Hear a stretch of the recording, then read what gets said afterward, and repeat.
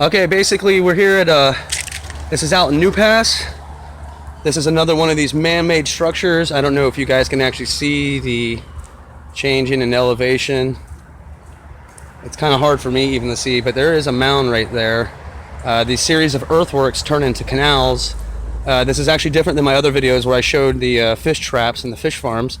But these are the same exact things. These are these structures that exist, at least as far as I know, on the East Coast here, and Pinellas, Manatee, and Sarasota County. And I'm from Brevard, and I know that they're over there. I've seen this type of system, especially over in the Merritt Island and Indian Lagoon area. There's definitely these fish traps that have nothing to do with NASA or Civic Works. And even though it's hard to see, there's actually a rise. You're looking down and then it goes up. This forms a natural barrier. All right, here we go again. And this is the inlet. This is where the water comes in. This is just like Sardinia and Corsica. That's Mike. We got some mullet down here. Anyways, this is where it comes in. We know that this is pre-Columbian. Artifacts are found out here quite regularly. There is a small museum in this county somewhere where I've seen the artifacts from this lagoon. It goes that way. It stretches west. That kind of goes northeast into this structure. These trails that were here were actually just expanded by the county, and there's a county park sign that tells you that this entire thing is man-made and that these were areas to harvest mullet. Well, isn't that funny? Because if you read the books, that's just not possible. They weren't advanced enough. And I'm telling you, this right here proves it. Here's the low tide and high tide canals I'm always talking about, stretching. You know, you see this all through Florida. Yes, some of this is natural, but not when you have little carved out ditches. That's on purpose. That's a drainage area. And look at this. This is what I'm talking about. Boom. This is a lagoon. Bingo. Full of mullet. Just full of life. Everywhere you look, there's activity. Fins sticking out of the water. A lot of snook. Big mullet. And this is actually stranded right now as we speak. Other than that one canal, all the other canals are dry. This one is the main feeder.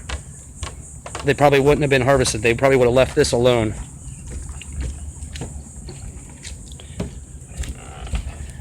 And as you can see, it would have been quite easy for them just to secure a net and just take everything out of here, especially in the shallow lagoons.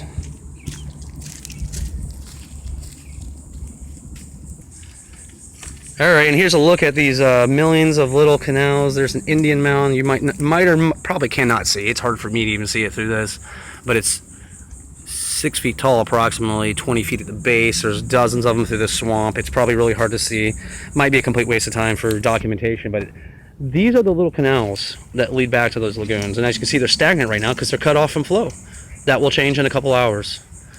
Really interesting geoengineered structural thing. I mean, this is several square miles of material. How many thousands of Indians working around the clock for how many years did it take to build this? I would imagine thousands of years of settlement. There's burial mounds throughout this entire thing. And as you can see, this is, if we go around the corner here, you can actually see the bay kind of and show you how close we are to water. There it is. I mean, we're right on a prominent position. You can kind of see out to the bay. But yeah, it's kind of just a really very unusual series of little canals, once again leading to these places where they could just, it's all overgrown now. These Indians wouldn't have left it like this. They wouldn't have looked like this. It would have been all clear.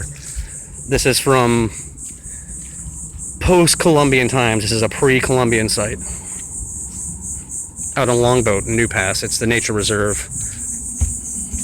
See ya.